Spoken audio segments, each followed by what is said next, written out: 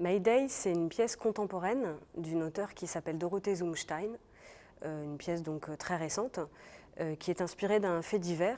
C'est l'affaire Mary Bell qui a défrayé la chronique en mai 68 à Newcastle, une banlieue de Newcastle, à Scotswood, donc des atmosphères dans le nord de l'Angleterre, comme ça, des villes laissées à l'abandon, où les mômes traînent dans les maisons abandonnées. Et cette petite fille, Mary Bell, qui avait 10 ans, a tué 2 petits garçons à 1 mois d'intervalle. Et elle a été jugée comme une adulte, c'est pour ça que cette affaire a défrayé la chronique, puisqu'on a fait d'elle un monstre, un enfant manipulateur, etc. Et elle a été jugée comme une adulte, elle a pris la prison à perpétuité, et elle a pu sortir quand elle avait une vingtaine d'années.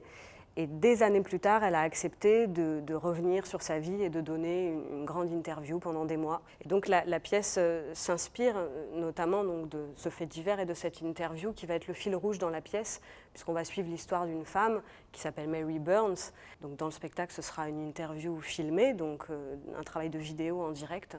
Et Mary va réaborder son enfance et parler de sa mère et de sa grand-mère. Et c'est en ça que la pièce est très belle, puisque ça va être comme une espèce de remontée dans le temps, où elle va évoquer son enfance, mais aussi tout un tas de non-dits familiaux qui ont traversé les générations précédentes. C'est une pièce qui propose des images fortes et qui donne envie aussi de développer une plasticité. On va travailler avec un chorégraphe, par exemple, donc pour développer aussi des choses de corps dans l'espace, plus le travail de vidéo, de rapport entre la vidéo et le plateau.